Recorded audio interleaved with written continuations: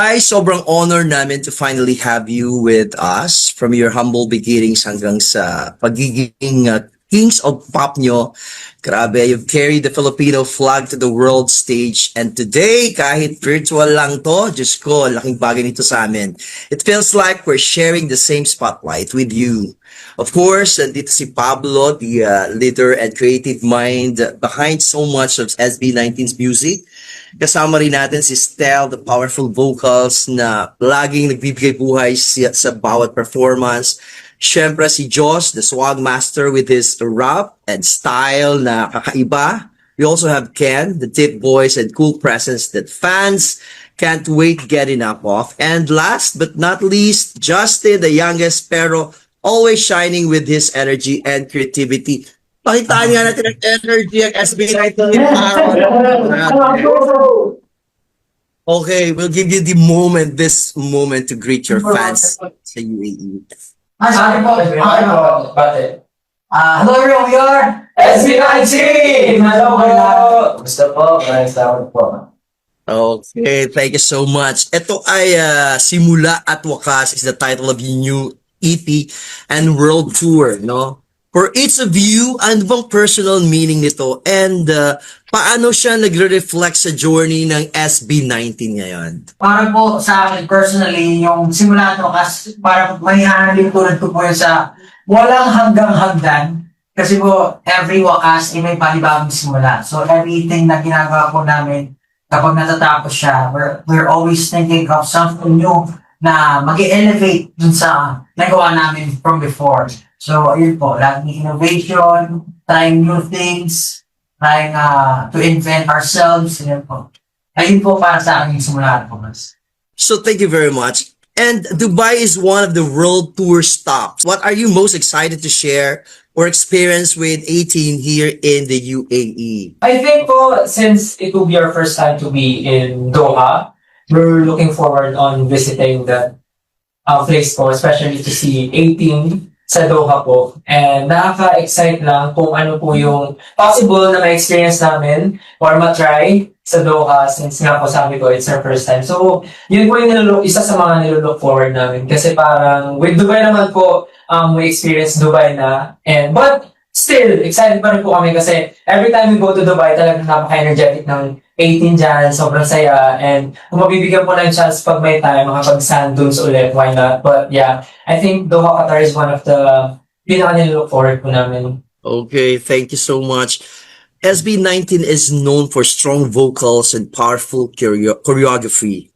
How do you guys prepare physically and mentally for a big show like this, lalo na sa world tour? Actually po, sobrang hirap. Pero when we started po yung buong hirap, including the release of the whole EP, this world tour, talagang pinrepare namin yung sarili namin. So, nagkaroon po kami ng sessions talking about the plans for Simula at Wakas and our plans as a group, and even like physical training. Mapapanood niyo po ito sa vlogs namin na halos mahilo-hilo ako personally dahil dun sa mga physical trainings na ginawa namin with our coaches. So, ayun po, through those trainings and lots of plannings, we were able to do this world tour. Okay, so P-pop is getting recognized worldwide as Filipino artist. How does it feel na tinatanggap at niyayakap ng international fans ang music niyo?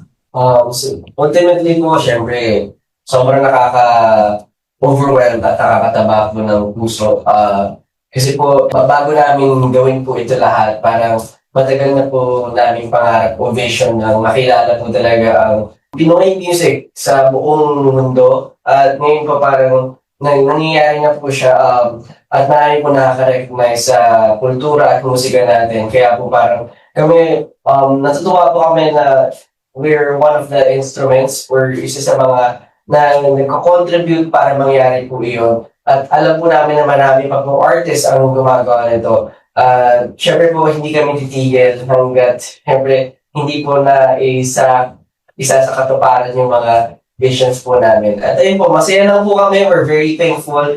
At itatry po namin yung best namin para mas lumagana pa po at mas makilala pa po ang musikang Pilipino.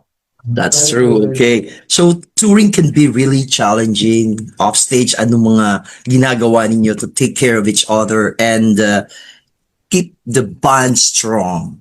From time to time po, nagkakaroon po kami ng pag-uusap every time. For example, like pagkatapos ng performances namin or before performance namin, meron po kami meron kaming briefing or meron po kaming huddle para po ma-lift up namin o ma-cheer up namin yung bawat isa before performances. And after performances din po, nag-uusap po kami kung ano pang pwede namin improve sa bawat isa. Hindi lang po kami SB19, pati na rin po yung mga staff namin. Lahat po naman sumusuporta namin sa likod namin.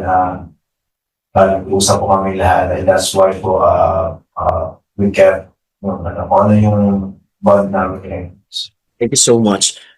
Sa dami ng mga Filipinos, lalo na yung mga kabataan, see you as an inspiration. What's your message to OFWs, not only here in the UAE, but all over the globe, and second-gen Filipinos, specifically here in Dubai, who look up to you guys? Ako po, ultimately, siguro po, i-a-ankla ko or i-relate ko sa kanta namin na time, na alam ko po maraming dreams ang bawat isa sa atin, marami tayong mga pangarap na gustong makamit.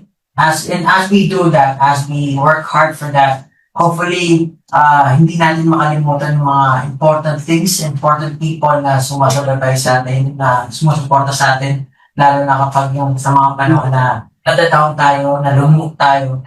So, ayun, parang maximize or cherish your time with your family and your friends and the people who have been supporting you kasi sila rin yung makakasama nyo once na hopefully hindi naman kasi ang buhay ay gulaw ng palad. Minsan nasa taas, minsan nasa baba. And malungkot naman kung mag-isa ka sa taas, pagbaba mo, wala ka rin kasama. So, cherish all the people that you have. And yun lang po.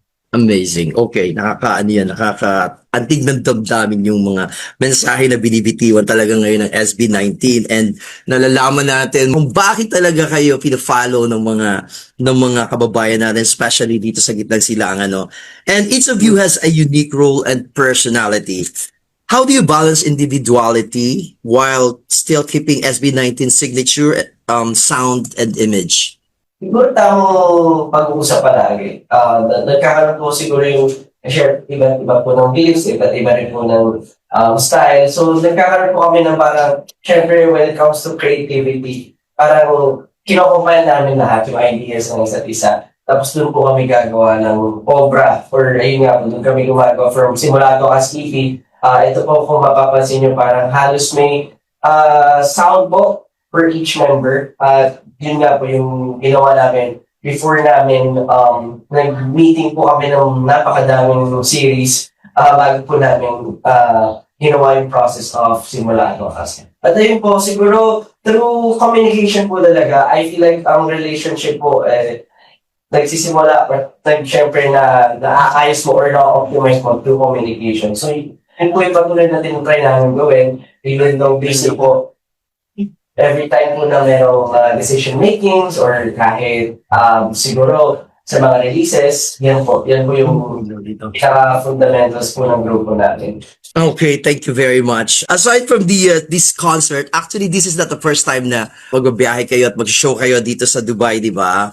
Meron ba kayong mga ginawang bucket list like food, places that hindi pa yun nararating or experiences that you would love to try? For the last time po kasi na galing kami sa Dubai, we were able to try yung sand dunes. May mga parang performances din na gumagamit ng fire, I forgot what it's called. Tapos nakakit din po kami ng Burj Khalifa. Ako po personally, gusto ko rin pumunta sa mga heritage sites. So para lang magkaroon din ako ng idea more sa history ng Dubai. I think it's something interesting po for me. So yun po isa sa gusto kong ma-experience. Ay, yung iba?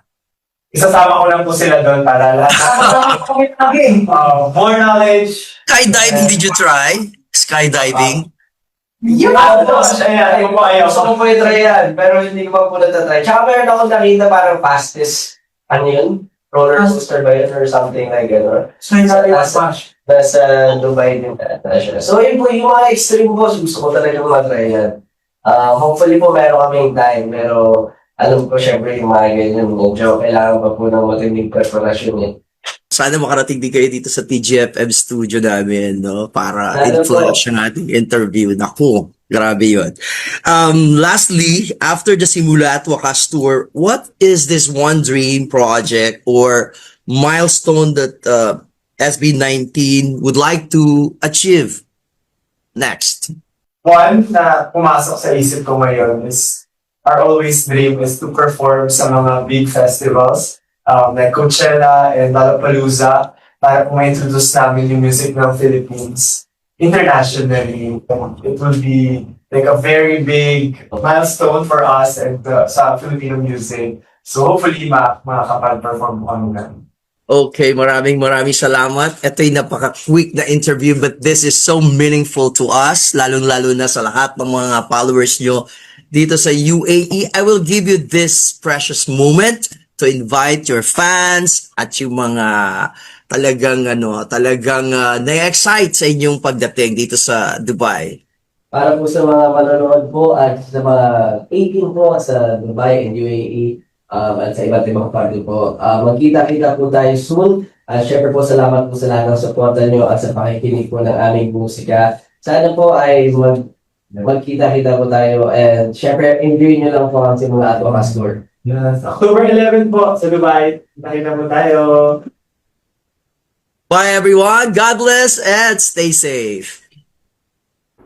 One dream project or milestone that SB19 would like to achieve next. One, The reason why I'm playing this part again, guys, because I absolutely loved how Justin answered and what he said. na pumasok sa isip ko ngayon is our always dream is to perform sa mga big festivals like Coachella and Lollapalooza. Coachella and Lollapalooza, yo, manifesting.